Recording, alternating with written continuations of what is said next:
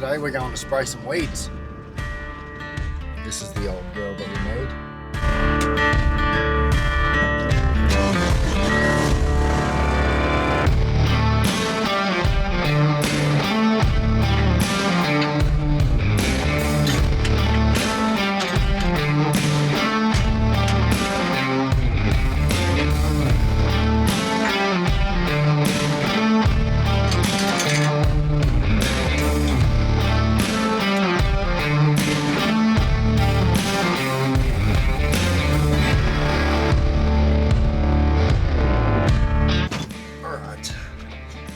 Let's get this spray tank filled up, go and kill some weeds.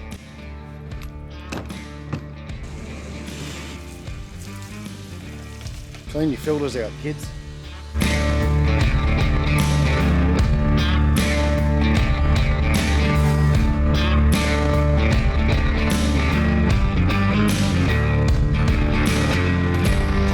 We've just got to flush these jets, make sure there's no blockages and make sure they're all spraying properly. They all look okay this side. Looks like we're all good this side too. Let that run for a minute and continue filling up. So I've got this little hose here that tells us how full it is. It looks like around there.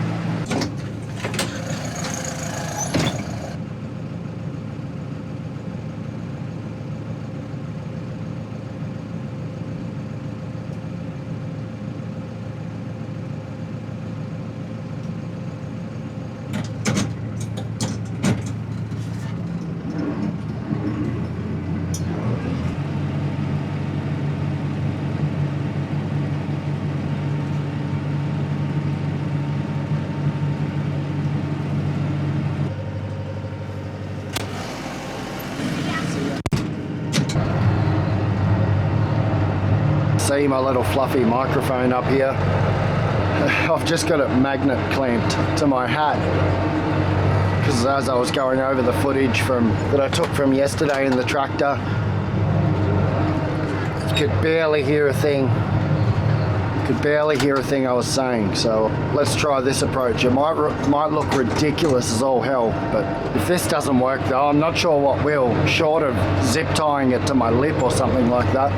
So one thing you might be interested in, or one thing you might be asking yourself is, Ash, what's the go with all the pumpkins still out in the patch? Great question. So I'll show you some pictures, or I'll show you some footage of them later. Most of them are either rotten, too scarred, or too marked up for market, or sunburnt, a plethora of problems with them. But unfortunately these are just the ones that didn't make the cut. And your next question might be, why don't you pick them up for livestock feed or to donate them? And the thing is, everything costs money, and unfortunately it's just not worth picking them up to sell them for livestock feed. We don't get enough out of them to make it worth bringing the guys out and the harvest aids and the tractors and all the diesel and whatever else goes into it just to pick up for livestock feed. So it's not worth it for us. We do have a couple of local guys that come and pick up some livestock feed, but yeah, it's just not worth us doing it. We would go backwards. All right, this sprayer.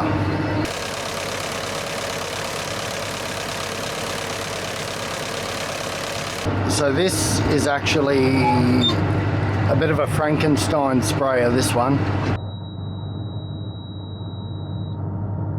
Now that's over. Originally this was a Gold Acres twin row vineyard sprayer, so that's why it's got the big upright part to the frame. It had big arms that sort of went out so it would spray 2 rows at once, but we pulled out all of our grapevines over a decade ago, and this spray tank was just sitting down the back for a long time near the back shed, and we were looking for a second tank to spray out weedicide with, so we weren't mixing weedicide with our other chemical tank, with our other spray tank. For for obvious reasons. So yeah, this is a bit of a Frankenstein spray tank. We went and bought a cheap boom and welded it on the front and used the original pump. The pump is well overpowered for this, so we've got it dialed right down, but it does a good job. It does what we need it to do, just for the odd weediciding jobs when we're wanting to clean up a patch or something like that. It keeps the weedicide separate from all the other chemicals. This patch of pumpkin is looking pretty worse for wear now. Go back only a month and a half ago and there was a complete blanket of foliage through here, over a foot high. What else can we talk about, Ash? I think we're going to go pretty close to getting across this patch in one tank. That would be ideal. Coming into May and we're still getting high 20s every day, all week.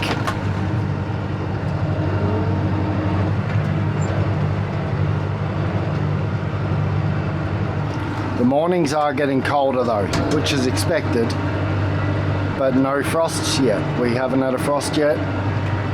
Usually we've already had a frost or two by now.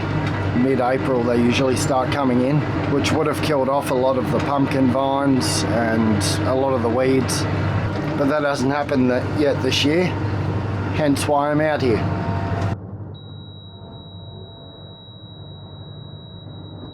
Not sure if you can see here, but my boom only reaches out just past the first row. I'm doing a blanket cover over the cart row at the moment, over past the first row in both bays. There's 5 rows in a bay, and in between every bay is a cart row. So at the moment I'm just going through and doing every cart row, and then I've got to start on the other side of the patch and straddle the third row, which will allow my boom to cover the rest of the bay as I travel across. It would be nice to have a wider boom for this weedicide tank, but we're doing what we can do. So I'm not doing any special pattern here. I'm just heading down every cart row and spraying every cart row, and then I'll come back and spray every bay. This little boom's only 8 meters wide, and there's 5 rows to a bay at 3.2 meter spacings per row. So that would leave 16 meters, if I'm calculating that correctly in my head, 16-ish meters per bay, and I have an 8 meter boom, so that's why I'm doing 2 passes.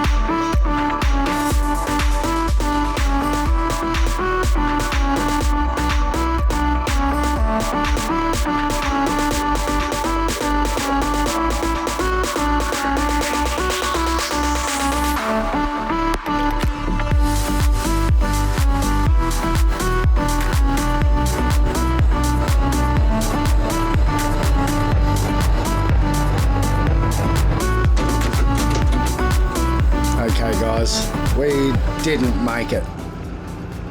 We're empty. Looks like we got about 7 runs left to go, so I reckon we'll head back to the shed, go and fill up. Shut up.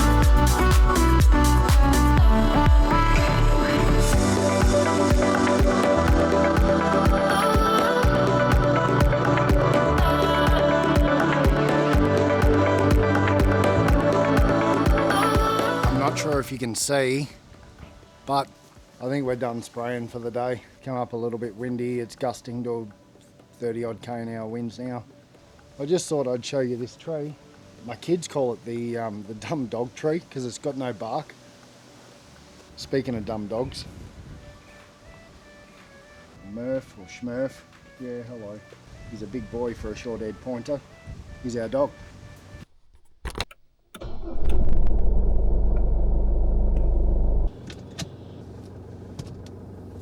We've got to go and get some parts.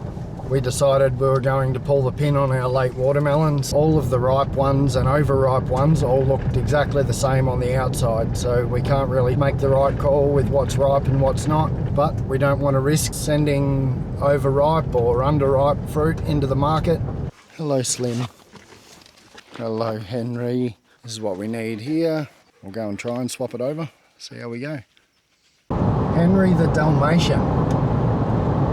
Murphy is going to go absolutely crazy when I get home because he's going to smell his best friend on me and know exactly where I've been. I was only just saying before I got there how little I could see the trees moving, and that I might get another tank of spray out today when I get home. But as soon as I got out of the car there, I don't know if you heard it in the mic, but geez, it's deceiving. It's not blowing a gale, but it's definitely too windy to spray. However, it is getting a little bit late in the day now to start that manifold job on the spray tank. So I think we might leave that till tomorrow afternoon when the wind picks up after we finish the weed deciding. I think we might go down and finish setting up that frost fan, kick it in the guts, make sure it runs properly, and then we might call it a day. I think it's because that sun's right in my eyes.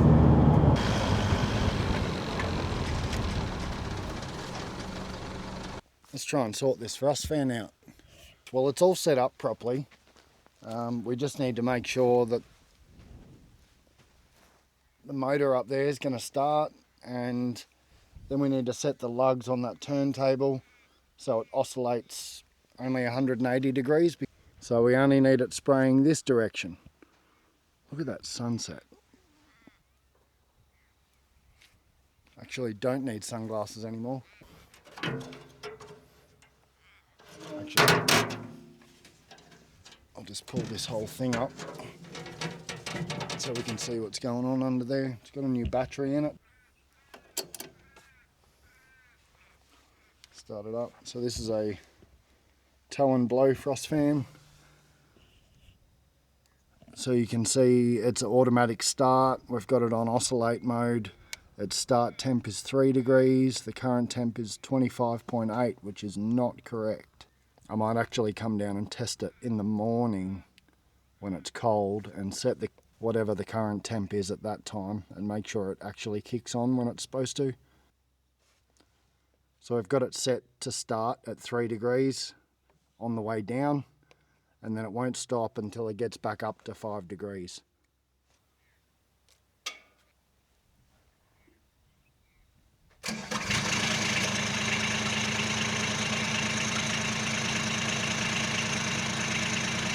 Starts. Alright, so it starts. That's the main thing. So it's got a timer for the glow plugs, 12 seconds before when you push the button to manually start it. The glow plugs kick in, glow for 12 seconds, and then it'll fire up. It'll warm up for about 5 minutes, and then it'll automatically rev up to running speed, and the fan will start. The fan's actually starting now as it's idling. I don't know if you can see there. Just slowly ticking over. So we'll let that warm up for a few minutes. So while we're waiting for that noisy thing over there to warm up, I thought I'd just come for a walk over here and see what the zucchinis are looking like for tomorrow. As you can see down the rows, we have we've picked our zucchinis onto the ground today. We're picking them to pack tomorrow. The zucchinis have got to be picked every day to keep the bushes going, to keep the plants healthy, to keep them happy, to keep them producing fruit. They have to be picked every day. And when we're not offered enough for them to even cover the cost of the box and the shipping, it's worth us going through and picking them onto the ground so the plant can then put its energy into growing new ones. But all of our zucchinis are picked by hand. There's no machinery or anything involved besides a ute to come through and pick buckets up, because we pick them into buckets. Unfortunately, the markets just haven't been strong enough to hold them. You can see here how many zucchinis are actually have actually been thrown on the ground.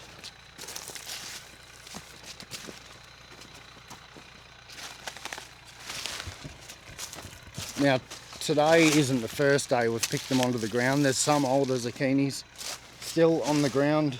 We've picked them onto the ground a couple of times over the last few weeks. It's just disheartening to go through all that effort to get them in and raise the crop and get a good crop off of them. The whole field actually looks really healthy. We did have a little bit of a whitefly issue, but it looks like we got all of that cleaned up.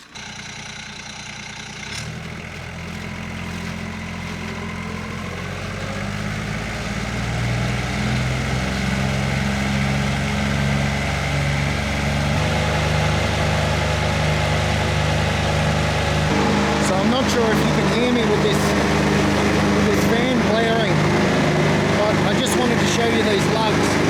So these are the little lugs here that go on the frost fan. They've just got a little cutout, little recess cutout there. So they slip on there. So they just slip on onto this roundabout thing here like that. And you tighten them down. And then when this little wheel here comes around and hits it, it'll tell it to go back the other way.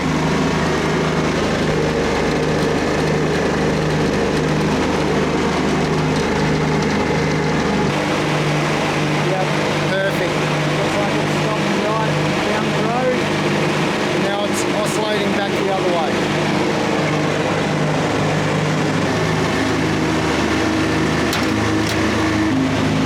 Now we'll grab this other lug.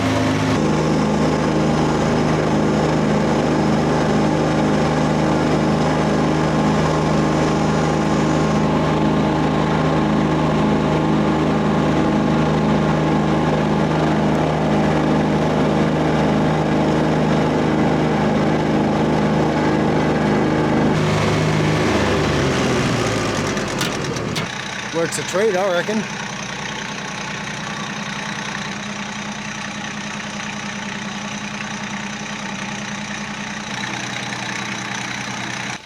So I only set the frost fan up the other day. When I was setting it up, it actually threw a code at me and wouldn't let me start it. So that's why I'm down here now, checking to see if it's all right.